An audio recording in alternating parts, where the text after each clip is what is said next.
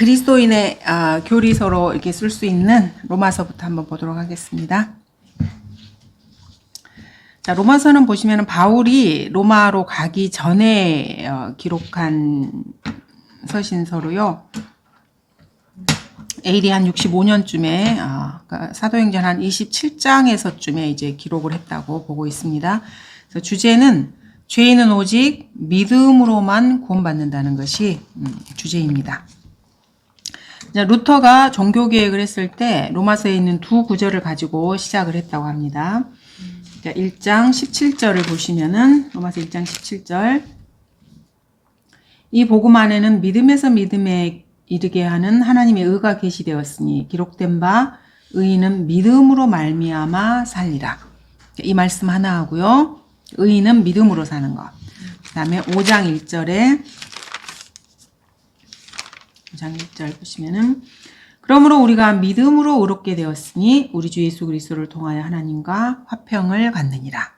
그래서 이 두 구절이 믿음으로 의롭게 된다는 이 구절이 종교개혁의 출발점이 된 구절이라고 할 수 있습니다. 그래서 마틴 루터가 구원받은 이 성경 구절로 구원받은 구절이기도 합니다. 그래서 AD 300년쯤에서부터 해서 AD 1500년대까지를 저희가 중세 암흑기라고 말을 합니다. 성경이 없었기 때문에 중세 암흑기라고 말을 하고요. 이 중세 암흑기를 관통하는 빛이 사실은 이 성경 두 구절이라고 할 수 있습니다. 물론 그 외에 다른 성경 구절들도 있지만은 그래서 중세 암흑기의 끝에 하나님께서 하나님의 이 말씀의 빛을 비춤으로 인해서 사람들에게 빛이 들어가게 된 것입니다. 중세 로마 카톨릭 같은 경우에는 말씀의 무지한 인간이 불러들여온 그런 어둠의 세상이라고 할 수 있습니다. 그래서 사람들은 지금은 뭐 자기들이 지성인이라고 말을 하고 깨어있는 사람들이라고 생각을 하고 뭐 깨시민 이런 말도 있잖아요. 그래서 깨어있다는 그런 표현들을 되게 좋아해요, 사람들이. 근데 말씀이 없는 사람은 사실 어둠 속에 있는 사람들이에요. 본인이 몰라서 그렇지. 그냥 지성 뭘 좀 많이 공부하고 과학적인 철학적인 걸 좀 공부했다 그래서 스스로 지성인이라고 생각하는데 사실은 야만인이에요.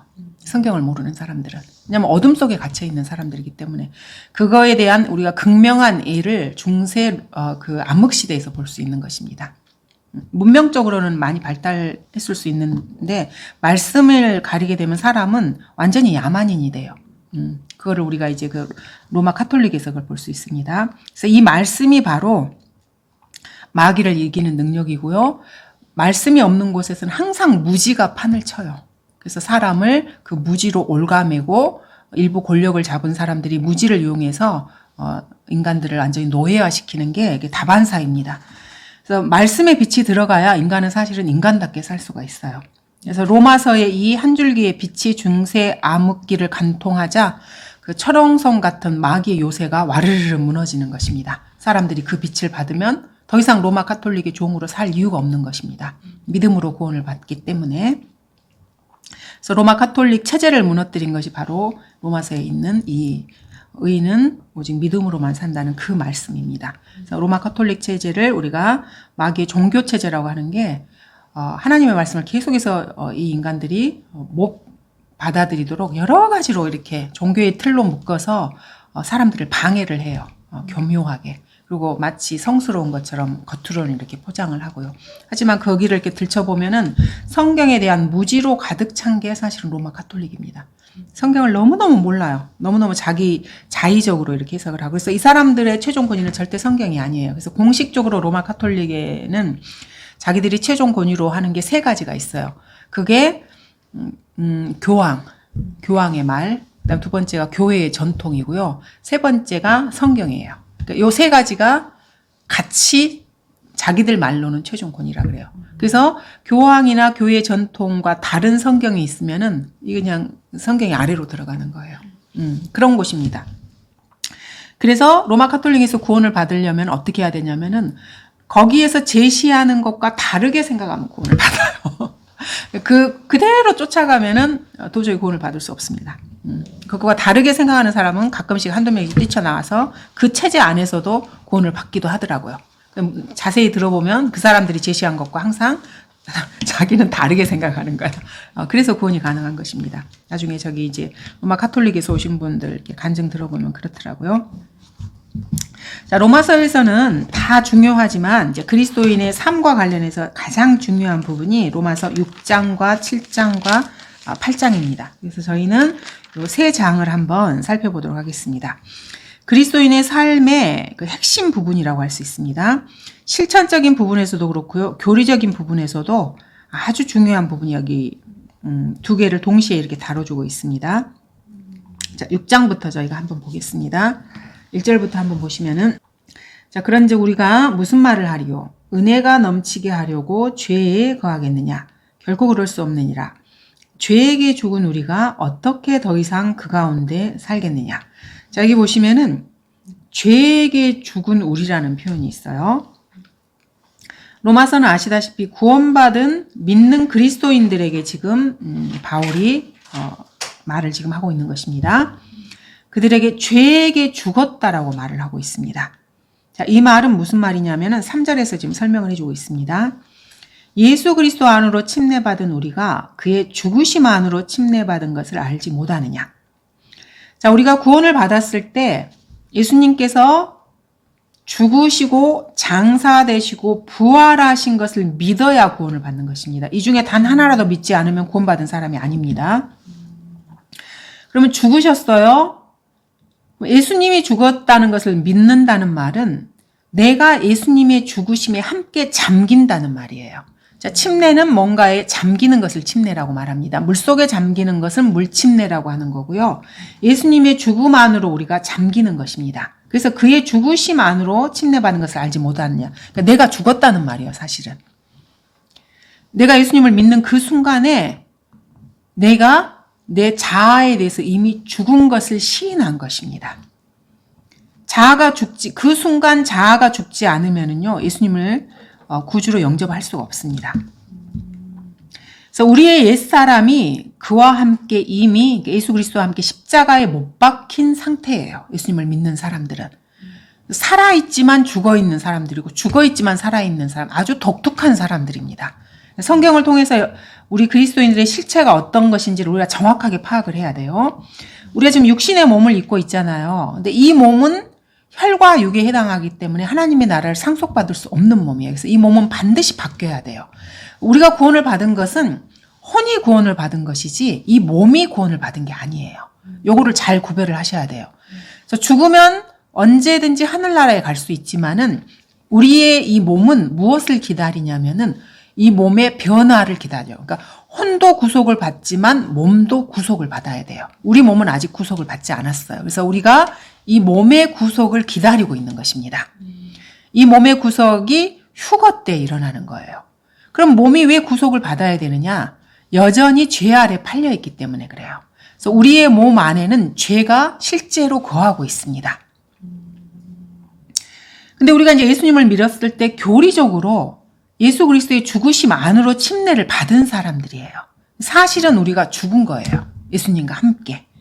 4절에 보시면 그러므로 우리가 죽음 안으로 침례를 받아 그와 함께 장사되었으니 죽었을 뿐만 아니라 예수님과 함께 실제로 장사가 된 사람들입니다.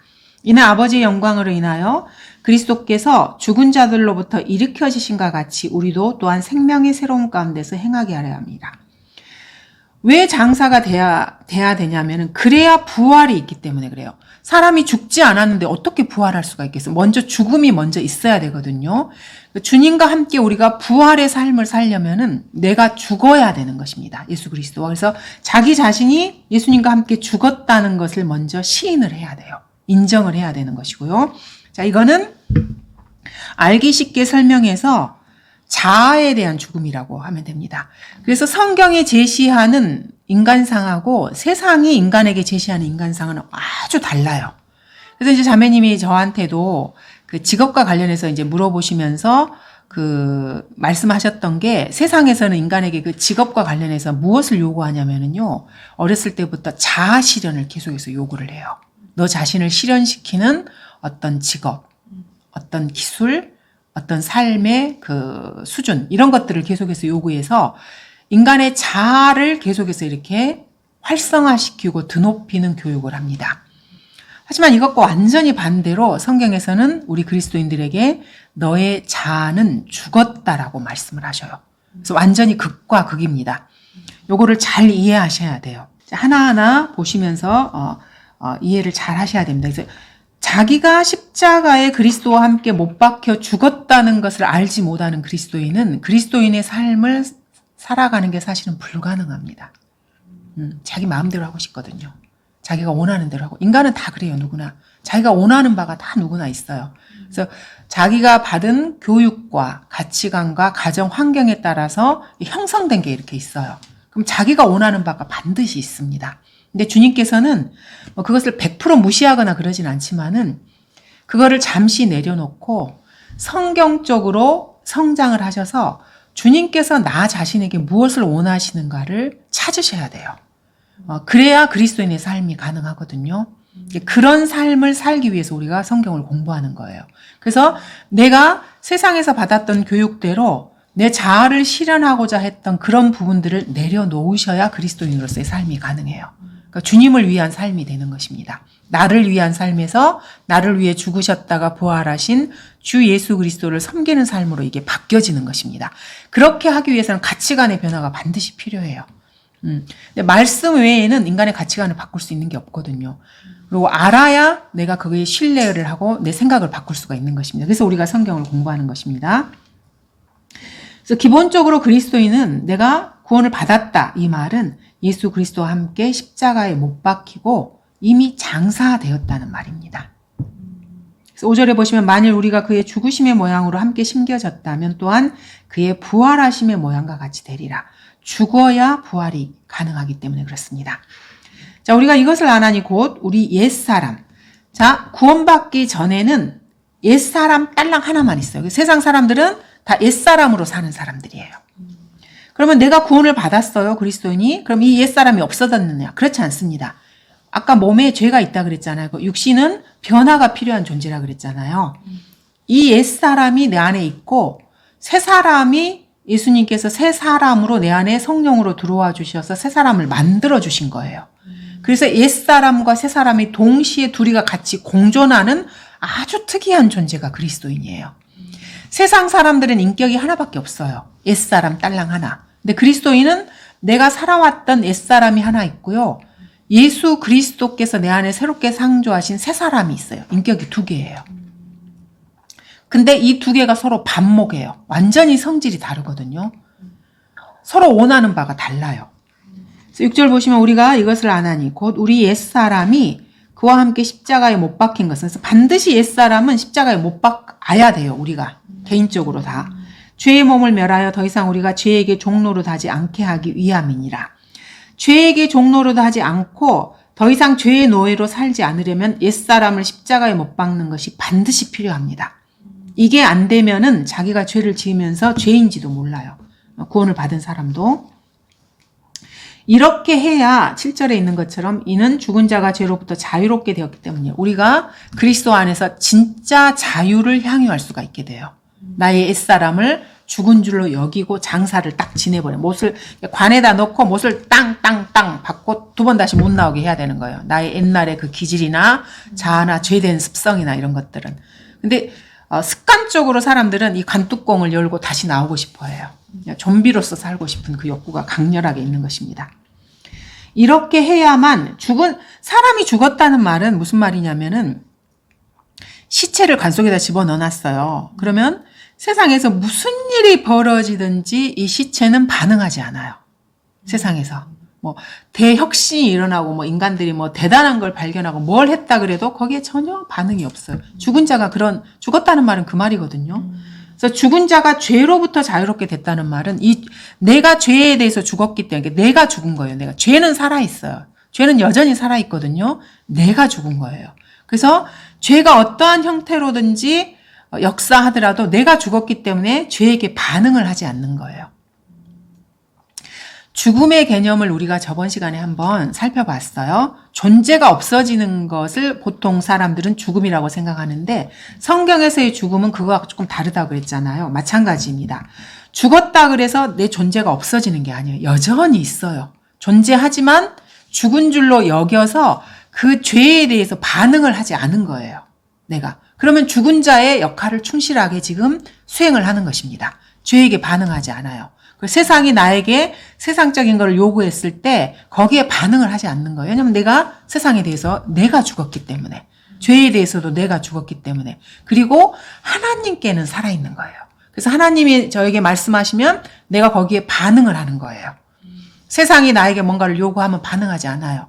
내가 이미 죽은 존재이기 때문에. 하지만 주님께는 살아있는 존재이기 때문에 말씀이 나에게 말씀을 하시면 내가 거기에 반응을 하는 거예요. 이게 살아있다는 개념입니다. 죽었다는 개념, 이게 조금 다릅니다. 우리가 일반적으로 알고 있는 개념하고. 이렇게 우리가 죽어야만 죄로부터 완전히 자유롭기 때문에 주님께서는 옛사람이 죽은 줄로 여기라고 우리에게 명령을 하고 계시는 것입니다. 그것이 우리가 죄에게 반응하지 않고 그렇게 함으로써 마귀에게 틈을 주지 않는 조건을 형성하는 것이고, 죄를 지으면 마귀에게 틈을 줘서 마귀가 나의 인생과 내 가정과 내 삶에 들어올 수 있는 합법적인 통로를 열어준다 그랬잖아요. 내가 죄에게 죽은 자로 나 자신이 죽은 줄로 여겨야 이게 딱 문이 닫혀지는 거예요. 죄에 대해서. 그래서 사탄이, 마귀가 나에게 역사를 못하는 것입니다. 그래서 주님께서 그리스도인들에게 이렇게 하라고 요구를 하시는 거예요. 그래야 하나님께서도 우리를 마귀에게 합법적으로 내주지 않을 수가 있기 때문에 그런 것입니다. 하나님은 빛이시고 사탄은 어둠이라는 게 이게 추상적인 개념이 아니고 실제 개념인 것입니다. 그래서 내가 빛 가운데 거하지 않으면 그것은 어둠의 양다리를 지금 걸치고 있는 거예요. 하나는 빛에다 다리를 놔두고 하나는 이렇게 어둠에다 이렇게 딱 이렇게 놨다는 말은 마귀가 이 어둠을 타고 나한테 올 수 있는 근거지를 내가 지금 이렇게 제공하고 있다는 것입니다. 그래서 이거는 추상적인 개념이 아니고 실제 개념입니다. 그래서 8절에 보시면 이제 우리가 그리스도와 함께 죽었으면 또한 그와 함께 살 줄을 믿으며 죽어야 산다 그랬죠.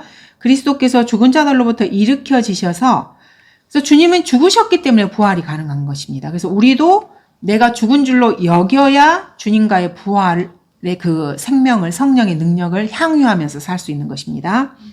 일으켜지셔서 다시는 죽지 아니하시고 사망이 더 이상 그를 주관하지 못하는 줄 우리가 아노라. 이렇게 내가 죽은 자가 되어야 사망이 내 안에서 역사를 못하는 것입니다. 10절에 그가 죽으심은 죄에게 단번에 죽으심이요 그가 사심은 하나님께 사심이라. 그래서 주님이 하나님께 사신 것처럼 우리 그리스도인들도 하나님께는 반응을 하는 거예요. 하나님께는 살아있는 자로 살아가는 것입니다. 이와 같이 너희도 너희 자신을 정녕 죄에게는 죽은 자요 예수 그리스도 우리 주로 말미암아 하나님께는 산 자로 여기라. 여기서 핵심 포인트가 여기라라는 말입니다. 자, 우리 몸은 살아있어요. 주님은 자꾸 죽었다 그러는데 내가 보기에는 살아있거든요. 욕구도 있고요. 배고픔도 느끼고요. 기존에 내가 해왔던 나쁜 습관들도 내 안에서 막 그 열망이 있어요. 그거를 하고 싶다라는 그런 열망들이. 그러면 핵심 포인트, 내가 죽으려면 어떻게 해야 되는가? 그것을 내가 죽은 줄로 여기는 거예요. 그러니까 내 생각을 내가 그렇게 바꾸는 겁니다.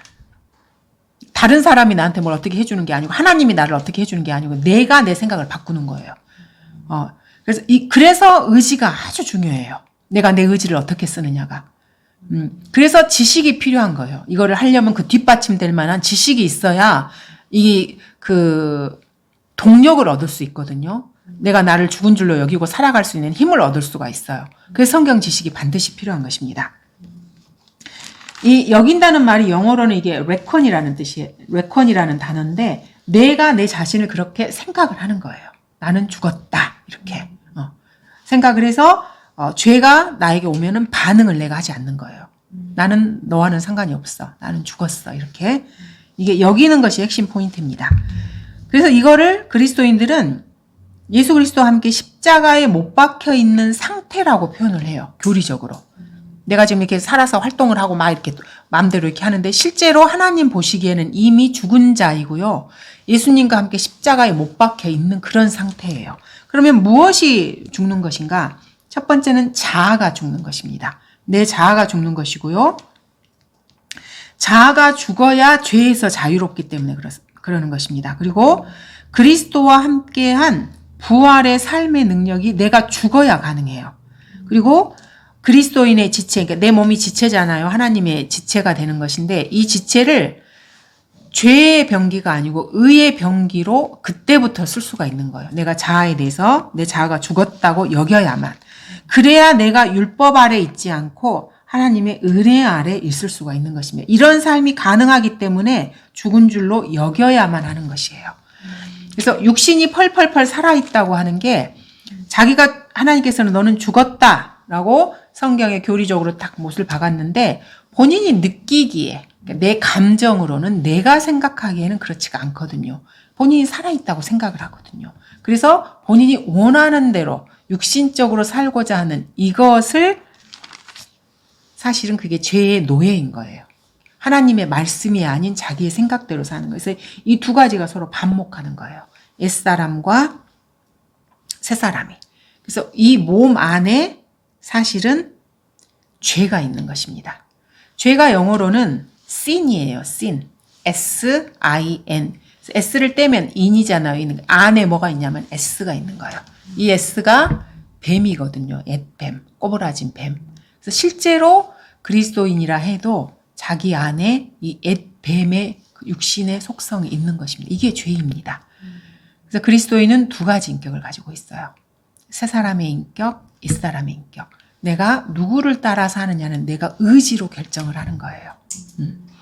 그래서 이 의지를 확고히 하고 주님을 위해 살기 위해서 성경적인 기반이 필요한 것입니다. 다음 12절 보시면 그러므로 너희는 죄가 너희 죽을 몸 안에서 군림하지 못하게 하여 몸의 정욕 가운데 죄에게 순종하지 말고 너희 지체를 불의의 병기로 죄에게 내어주지 말고 다만 너희 자신을 죽은 자로부터 살아난 자들처럼 하나님께 드리며 너희 지체를 의의 병기로 하나님께 드리라. 불의의 병기가 아니고 의의 병기로 드리려면은 내가 죄에게는 죽은 자로 반드시 여겨야 됩니다. 이것이 필수 조건입니다. 자, 그렇게 하면 죄가 너희를 주관하지 못하리니 이는 너희가 율법 아래 있지 아니하고 은혜 아래 있기 때문이라. 이건 아까 저희가 죽은 줄로 여겼을 때 율법 아래 있지 않고 은혜 아래 있는다고 설명을 드렸습니다. 자, 15절에 그런즉 어떻게 하리요? 우리가 율법 아래 있지 아니하고 은혜 아래 있으니 죄를 지어도 된다는 말이냐? 결코 그럴 수 없느니라. 자, 우리가 어떤 죄를 짓더라도 이제는 지옥에 가지 않습니다. 자, 그렇다 그래서 우리가 죄를 지어도 된다는 말이냐? 그렇지 않다는 것입니다. 지옥에는 가지 않지만 이 세상을 살아가는 동안에 죄를 짓게 되면은 마귀의 거점을 내가 허용하게 되는 것입니다. 그래서 의의 병기로 주님을 위해서 사는 삶을 살지 못하고 불의의 병기로 살아가게 되는 것이에요. 그렇다고 해도 죽으면 하늘나라에 가는 것은 맞습니다. 그래서 너희가 자신을 종으로 들여 누구에게 순종하든지 너희가 순종하는 자의 종이 되어 죄의 종으로 사망에 이르든지 혹은 순종의 종으로 의에 이르는 줄을 알지 못하느냐.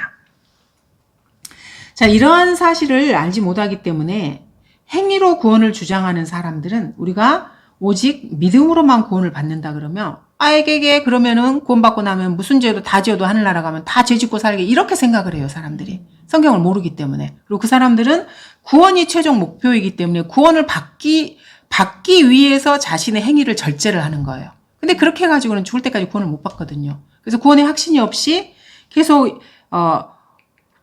행위를 절제를 하지만 어느 선까지 절제를 해야 되는지도 모르고 그렇게 사는 거예요. 근데 그렇게 하는 거는 구원받은 다음에 그렇게 인생을 사는 거지 구원받기도 전에 그렇게 하는 게 결코 아닙니다. 그래서 이 선을 정확하게 우리가 이해를 해야 돼요. 구원은 오직 믿음으로만 받는 것이고요. 구원받고 난 다음에는 행위가 반드시 수반이 돼야 돼요. 근데 그렇게 하기 위해서 내가 죽은 줄로 여기는 것이 첫 번째 시발점이 되는 것입니다. 자, 17절에 하나님께 감사드리는 것은 너희가 죄의 종이었으나 우리가 구원받지 않았을 땐 죄의 종이었습니다. 너희에게 전하여 준 교리의 본을 마음으로부터 순종하여. 그래서 우리가 무슨 행위를 한 게 아니고요. 은혜의 복음을 듣고 마음으로 이 복음에 순종을 한 것입니다. 나의 의를 포기하고 예수 그리스도의 하나님의 의를 내가 전적으로 신뢰한 것입니다. 이렇게 했더니 18절에 죄에서 해방되어 의의 종이 되었으니 그래서 기본적으로 교리적으로는 우리가 의의 종이 된 것입니다. 너희의 육신이 연약하므로 그렇지만 육신은 여전히 연약해요. 내가 사람의 방식대로 말하노니 전에는 너희가 너희 지체를 부정과 불법의 종으로 내어주어 불법에 이른 것 같이 구원받기 전에는 불법의 종이었어요. 이제는 너희 지체를 의의 종으로 들여 거룩함에 이르라. 구원받은 사람에게 이렇게 명령하고 계신 거예요. 의의 종이니까 너희가 거룩함에 이르도록 해라고 말씀하는 것입니다. 너희가 죄의 종이었을 때에는 의로부터 자유로웠느니라. 자, 구원받지 않았을 때는 하나님으로부터 자유로운 거예요. 그래서 하나님이 무슨 말을 하든지 관심도 없고요. 자기 멋대로 살아요. 그러니까 이 사람은 하나님에 대해서는 죽어 있고 죄에 대해서는 살아있는 사람인 거예요. 죄에게는 막 반응을 해요. 세상이 주는 대로 꿀꺽꿀꺽 마시고 세상이 보여주는 대로 따라가는 삶을 살아요. 자아실현을 하자 그러면 더 높은 좋은 것을 막 하려고 그러고 외모도 연예인들처럼 막 이렇게 꾸미고 세상이 제시하는 대로 사는 거예요. 이 말은 하나님께는 죽은 사람이라는 거예요. 그래서 세상 사람들을 우리가 죽은 사람이라고 말하는 게 그런 것 때문에 그런 거예요. 죽은 사람이 하나님께 반응을 못해 사람들이. 이런 사람들이었다가 우리가 예수 그리스도를 믿고 살아있는 사람이 된 거예요. 성령님이 내 안에 들어오심으로 인해서. 그러면 이제 옛날에 살았던 그런 것들을 죽은 줄로 여기고 세상이나 나의 육신이나 마귀가 나에게 어떠한 것을 던지더라도 거기에 반응하지 않는 거예요. 난 이미 죽었어. 그리고 하나님께서 나에게 말씀하시는 것에 내가 반응하는 거예요. 그러니까 내가 구원받기 전에 세상에서 어떻게 살았는가를 생각을 해보시면 그 죽었다는 개념을 알 수가 있어요. 살았다는 개념이 뭔지를. 이거를 잘 생각해 보시면은 죽은 자와 산 자의 그 개념을 이 로마서 6장에서 제시하는 그 개념이 뭔지 좀 아실 수 있을 것입니다. 그 세상 사람을 보면 돼요. 예수님을 안 믿는 사람들이 세상에서 지금 어떻게 살고 있는가를 보면은 그 사람들이 지금 죄에게 반응하는 삶을 사는 거거든요. 근데 우리 그리스도인들에게는 주님께서 그 사람들이 죄에게 그렇게 반응하듯이 하나님께 반응하며 살라는 거예요. 그리고 죄에게는 반응하지 말고 죽은 줄로 여기는 삶을 살아라는 것. 근데 이제 세상은 반대로 하는 거죠. 죄에게는 완전히 반응을 잘하고 하나님께는 완전히 아무 반응을 못해요. 죽은 사람들이기 때문에 그렇습니다. 너희가 죄의 종이었을 때에는 의로부터는 자유로웠느니라. 세상 사람들 보면은 하나님의 의로부터는 완전히 자유로운 사람들입니다. 그래서 그들에게 뭐 행위를 똑바로 하라 이런 말을 할 필요도 없어요. 그 사람들에게 가장 중요한 것은 행위를 똑바르게 하는 게 아니고요. 예수 그리스도를 믿고 구원을 받는 게 첫 단계이기 때문에 이래라 저래라 할 필요도 없습니다. 해봐야 소용도 없는 거고요. 뭐 행위를 좀 잘했다 그래서 그 사람이 하늘나라 가는 것도 아니고요. 그래서 은혜의 복음으로 접근하는 것이 최우선입니다. 그리고 일단은 거듭나야 되는 게 예수님을 믿고 거듭나는 게 21절에 그런즉 너희가 지금 부끄럽게 여기는 일들에서 그때는 무슨 열매를 얻었느냐. 그런 일들의 끝은 사망이냐. 그래서 세상 사람들은 자기들이 무슨 짓을 하더라도 아무리 선한 삶을 살더라도 세상에서 어떠한 업적을 취하더라도 그들의 끝은 모두가 다 사망이에요. 성경에 따르면 그렇습니다. 그리고 그게 사실이고요. 그래서 일단은 거듭나야 하는 것입니다. 예수님을 믿고. 그러나 이제는 너희가 죄로부터 자유롭게 되고 하나님의 종이 되어 거룩함에 이르는 열매를 얻었으니 그 끝은 영생이니라. 자, 21절과 22절이 지금 반대되는 거죠. 세상의 일은 아무리 뭘 해도 그 끝은 사망입니다. 하지만 우리 그리스도인들의 끝은 영생인 것입니다. 영원한 생명을 얻는 것입니다. 내가 행위로 그걸 얻는 게 아니고 내 안에 생명이신 영생이신 성령님께서 내 안에 들어오셨기 때문에 내가 예수님을 믿었을 때. 자, 그래서 23절 이는 죄의 삭은 사망이요. 결론이 죄의 삭은 사망이에요. 자, 이거는 구원받은 사람에게도 해당이 되고요. 구원을 받지 않은 사람에게도 해당이 되는 말입니다. 죄의 삭이 사망이기 때문에 세상 사람들은 그 삭수로 모두가 다 사망의 결론을 맺는 거고요. 그리스도인들도 거듭나서 구원을 받았다 할지라도 지속적으로 죄를 지으면은 그 삭수로 사망의 열매를 맺어서요. 빨리 가요, 본향에. 하나님께서 소환해버려요, 그냥. 죄를 계속해서 지으면. 이 땅에 놔둬봐야 소용이 없기 때문에. 그래서 똑같습니다. 죄의 삭시 사망이라는 것은 구원받은 사람이나 구원받지 않은 사람에게나 동일하게 적용이 되는 것입니다. 하나님의 선물은 예수 그리스도 우리 주로 말미암은 영원한 생명이기 때문이라. 이와 반대로 하나님께서 우리 그리스도인에게 주신 선물은 예수 그리스도를 통한 영원한 생명입니다. 여기까지 해서 6장이 이제 마무리가 되고요. 이렇게 해서 마음으로 순종을 해서 의의 종이 되는 것입니다.